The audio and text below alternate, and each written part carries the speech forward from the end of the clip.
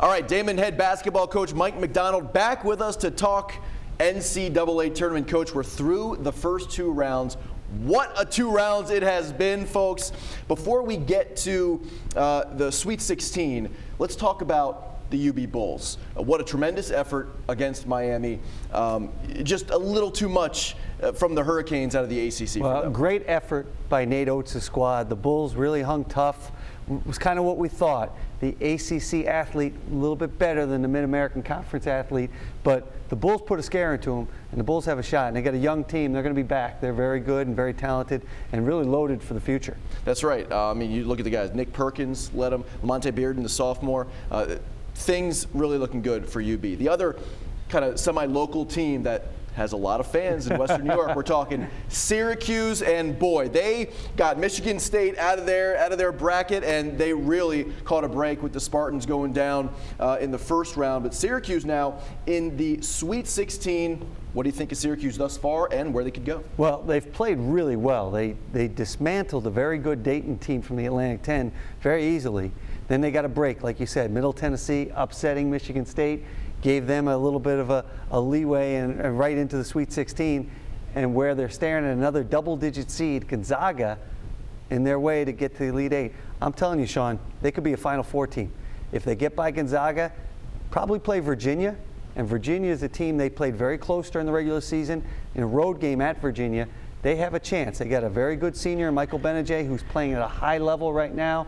They have very good role players who have all accepted their roles, and they're shooting it really well, which they didn't always do during the season. They are on a roll. I mean, not many people expected Syracuse to, let alone make the tournament, but really go anywhere in the tournament, really. I mean, and now they draw Gonzaga. How do they match up with the Zags? I mean, because the Zags, from their point of view, they're looking and saying, hey, 10th seeded Orange, you know, they're looking at this like it's in their favor as well. And I think you can look at the Midwest, like any of the 16 teams that are left, and say, you know what? This team is going to the Final Four. You can make a case for Gonzaga. Gonzaga has a very dominant inside game with Kyle Wiltshire and Sabonis. They got 2 very good big men who are going to challenge the Orangemen. I think Syracuse, though, can match up with those 2 guys and can guard them, and they'll use their zone to really space them out and keep the big guys away from the basket. And I think Syracuse matches up pretty good with them. The other game in the Midwest, Virginia, Iowa State, those 2 teams are total contrast. Iowa State, great offense. Virginia, great defense. I think I'd lean toward Virginia, the #1 pick, your pick, to win it all. That's right. And I think they're a team that wouldn't surprise me if they're in the Elite Eight playing Syracuse in an all-ACC final. I mean, this tournament has been so much fun to watch, and you get Syracuse in the Sweet 16 and maybe advancing. I mean, people in Western New York have got to love that. Let's talk about these first couple rounds of games. Have you ever seen anything like that? We'll talk about Northern Iowa in a minute, but overall, all of the upsets, I mean, this was fantastic basketball for the underdog. It really is, and the first round is always about the underdogs, the lower seeded teams, the teams with the double digits are coming in, and the buzzer beaters were fantastic. You know, capped off last night with Wisconsin beating Xavier, Oregon having to survive against the Atlantic 10 St. Joe's team, and then obviously the mother of all comebacks of Texas A&M coming back from 10 points down and under a minute left against Northern Iowa. 12 points in 35 seconds. Unbelievable. You know, a lot of people like me, you turn that game off, you think Northern Iowa is advancing, and then you're watching Twitter, and you turn it back on, and they're in OT, and then they're double OT. Then you turn on Wisconsin, and they win at the buzzer. My wife looks at me and says, how does this always happen? Simple answer, it's March. It's March. That's why March Mania, right? That's March Mania. Exactly. So Northern Iowa, you were involved this season with your Damon Wildcats in a similar game. There was 6 minutes left. You were down 22. Is that correct? That's right. And you ended up winning. So take us inside the mindset. It's not quite down 12 with 35 seconds left like Texas A&M, but take us inside the mindset of a team that is trailing by that many points with that amount of time, fourth quarter or so. What are you thinking? you're thinking really just try and make this lead manageable. Let's see if we can get it down and give ourselves a chance. And you mentioned that game we played in January against Roberts Wesleyan. We were down, and there were many times where I'm saying, as a coach, that's it. We're going to put the subs in. We're going to rest the starters. We're not going to get anybody injured. At this time of year, you don't do that because it's the tournament. This is the last game, so you're trying to scrape and scratch and see what you can get. And you know what? Texas A&M got a couple breaks, a couple turnovers from Northern Iowa. Northern Iowa had a big injury. The guy who usually inbounds the ball for them was hurt. He came out of the game, and next thing you know, bad pass here, quick layup here, quick score, and they made their free throws, which is big in any comeback. Yeah, unbelievable game, unbelievable. So we're past Northern Iowa. We'll see if that program ever rebounds from that. Oh, they will. They have a great coach in Ben Jacobson, and they're turning into a mainstay in March. And what a great story for them. They were 10-11 in January, and their players and their coaches were talking about how they were near, giving up on the season. And they rallied around, and they had a buzzer beater win in the Missouri Valley Conference Finals. They get into the tournament. They have a unbelievable half-court shot to win in the first round, and now they get Texas A&M, and they had them on the ropes and really led most of the game. And you know what is even overlooked too, and their coach mentioned it too, they were up in overtime, and they had a chance to put it away at the foul line and had a chance to get a defensive stop and really send Texas A&M home. They couldn't do it, and they had to pay for it in double overtime. Let them hang around. You know what I didn't like is at the end of the first overtime, the kid from Northern Iowa had the ball at around half court, the same guy who made the buzzer beater. Yes, right. Jepson. And he throws it up with like 2 seconds to go at half court shot. You got to push that ball. You got to get a better shot. But hey, it's he was hot from half court. He's on fire. Exactly. Come on. Right, on fuego. Okay, so but Northern Iowa is out in the West region. Texas A&M advances.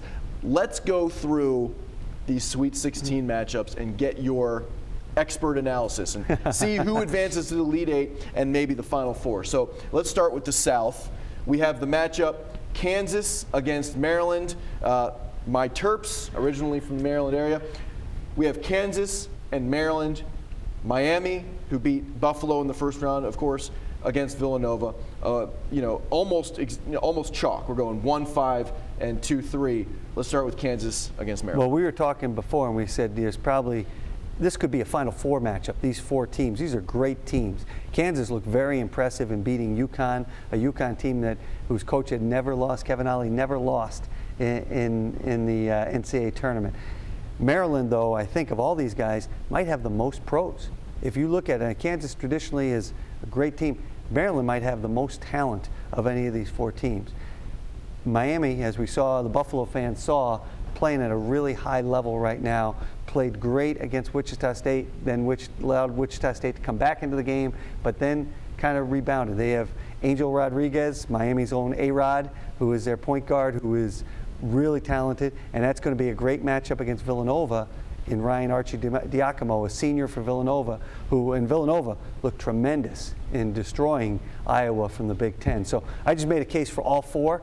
I didn't tell you who I liked. I think I'm going to stay with Miami. Okay. Here. And let's get it to stay here. Early on when I was here last week, I picked Kansas. If Maryland's playing well, let's go with the Terps. All right. All right, since you're here. Maryland will win, as their fight song says. Okay. Now, Maryland is, you never know with Maryland. Some days they're really good, some days they're bad. When they're good, though, they're as good as anybody in this tournament. All right. So you like Maryland and Miami. What do you think? For the South? I'm going to go with Maryland. All right. We'll go with the Terps. Terps. Why don't you drag them down? All right. The Terps winning the South region. All right. Shocking. The NCAA tournament there. The 5 seed advances, says Coach McDonald. I picked in my original bracket, for what it's worth, Miami. I really liked what I saw in Providence. I was down there with the UB Bulls. I mean, UB gave them a scare in the first half there, but they are so talented. And that Angel Rodriguez is something else. In my original bracket, I like the way you're thinking, Coach, as a Terps fan growing up, but in my original bracket, I picked Miami. So let's, you have Maryland coming out of the South.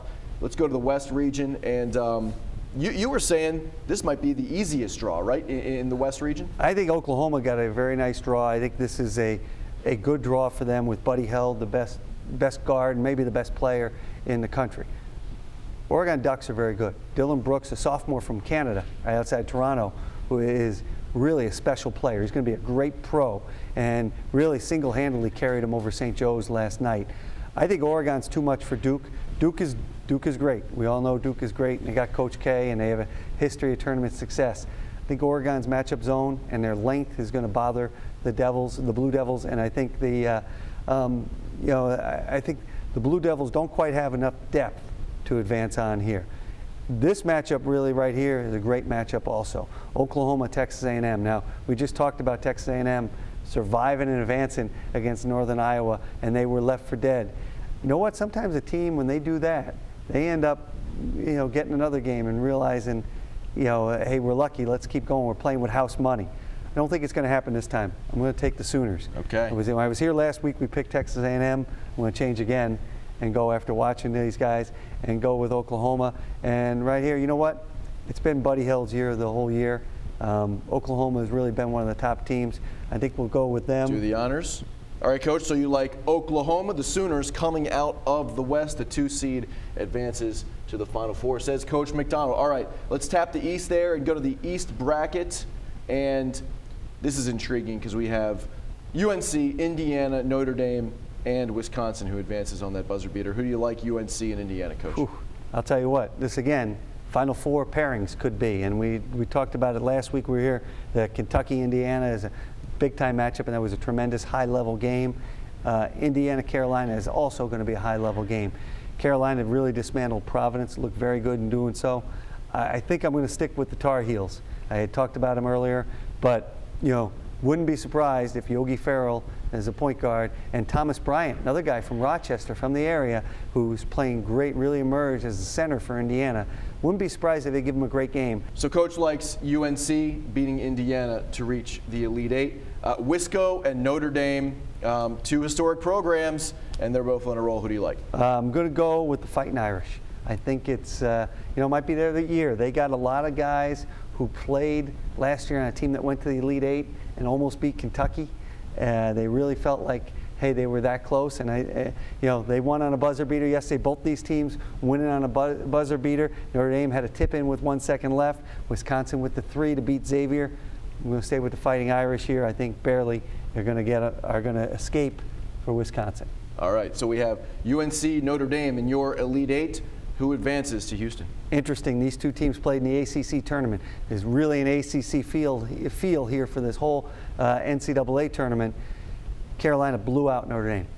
I don't think they're going to blow them out this time, but I think they're going to survive just barely to beat Notre Dame and advance to Houston, Texas. The 1 seed Tar Heels, they advance to Houston, says Coach McDonald. All right, the final bracket we're going to pick, the Midwest region, and a lot of Western New York Hoops fans keeping an eye on this because Syracuse is in this bracket. Why don't we tap the Midwest, and we can talk about the Midwest here and our Sweet 16. Let's start with the number 1 seed UVA, the Cavaliers taking on Iowa State. Virginia had a little battle with Butler, pulled away at the end. Virginia, the best defensive team in the country. Playing Iowa State, who with Georges Niang, who was probably one of the best players in the country as a senior, big man. I think in the end, the defense is going to win out, and I think the Cavaliers are going to advance to the Elite Eight, and I think they're going to play Syracuse. Wow. I think in the end, again, I think you can make a case for Gonzaga. This could be Gonzaga's year. Right? You could say it and say, hey, this is a chance for, they've been a higher seed, they've been a 5, 4, 3, a 2, and they've never quite broken through to the Final Four. That's the one thing everybody's waiting for. When will Gonzaga get to a Final Four? Could be the year. I don't think so, though. I think in the end, the Orange are going to be too much, and I think we're going to have an all-orange final for the Midwest Regional. Virginia, Syracuse, again, 2 ACC teams matching up. Again, see, the Terps should never have left the ACC. Maybe they should have left the ACC. Maybe they were smart to. And you know what? I'm going to go with the Orange.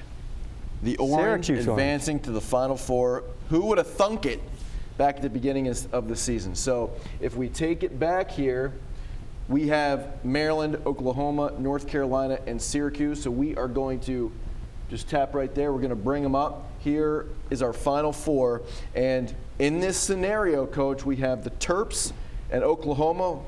And you got to think Oklahoma advances here, right? I mean, that's such a tough matchup for the Maryland Terrapins of the Big Ten. But who do you think? I'm going to go with the Terps. There we go. All I'm going right. to go with the Terps. They said I have no confidence in the Terrapins. I mean, what do you think of that matchup? Well, if that happens, I think, Mello Trimble, the point guard, Diamond Stone, their big guy. I think Maryland's got a lot of talent. Like we said back when we were going over the South Regional, they have more pros maybe than anybody in this tournament. They really have a good team. Key with them is playing together and keeping their heads. If they keep their heads, they have a chance to really advance. And I think here, Syracuse, Carolina, I think the clock strikes midnight for Syracuse, and I think Carolina comes in and takes care of business, and we have an all old ACC rivals matching up in the finals. All right, and then maybe we'll bring you back. We'll talk about the finals when Maryland and North Carolina. Yeah, let's hope that. I know. Listen, let's just hope this is all on tape and we can erase it really quick, because I'm not going to be right. All right, Damon head coach Mike McDonald with us again. Thanks for your time, Coach. Thank you, Sean. All right, thanks for watching.